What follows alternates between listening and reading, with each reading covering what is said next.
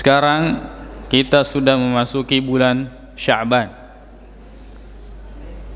Bulan Sya'ban artinya tidak sampai lagi 1 bulan kita akan memasuki bulan Ramadan.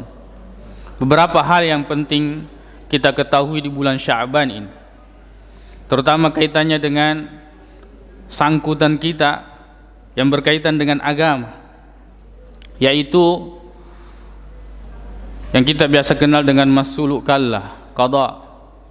Ya, siapa yang punya hutang puasa maka seharusnya dia sudah membayarnya.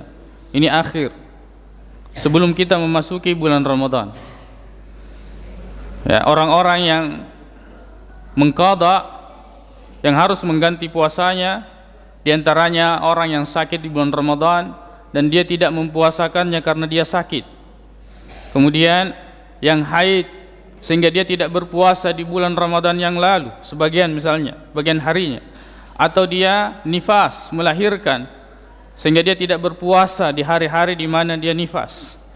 Ya. Atau kemudian dia melakukan safar, perjalanan keluar kota, musafir, sehingga dia tidak melakukan puasa. Maka orang-orang ini wajib hukumnya dia menggantinya, dan ini adalah waktu atau bulan terakhir sebelum memasuki bulan Ramadan. Kemudian di antara orang-orang yang wajib fidyah, tidak wajib dia mengqada, mengganti dengan puasa, yaitu dia hanya mengeluarkan hartanya memberi makan orang miskin 1 hari, ya, dihitung 1, dia memberi makan 1 orang untuk 1 hari, ya, kepada orang-orang tertentu, yaitu orang yang tua renta, orang yang sudah sangat tua sehingga Ramadan lalu dia tidak sempat berpuasa, ya, atau tidak bisa berpuasa, maka dia membayar fidyah 30 hari, maka dia memberi makan orang miskin sebanyak 30. Kemudian yang kedua, orang yang sakit dengan sakit yang kronis, yang sakit yang tidak diharapkan lagi bahwa dia akan sembuh, maka ini juga termasuk orang yang wajib membayar fidyah.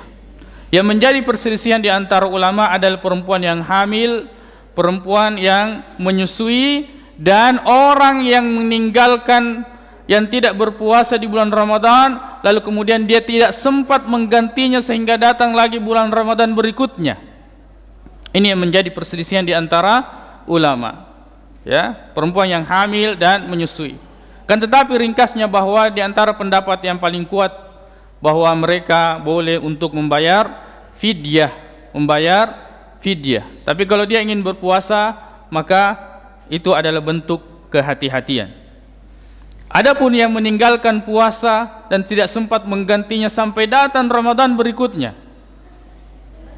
ya, sehingga terlewat 2 Ramadan misalnya, maka tidak ada kewajiban dia kecuali puasa saja. Tidak ada yang dibayar kecuali puasa saja. Kan tetapi dia hendaknya memperbanyak istighfar, memohon ampun kepada Allah Subhanahu wa taala karena telah menunda-nunda hal tersebut.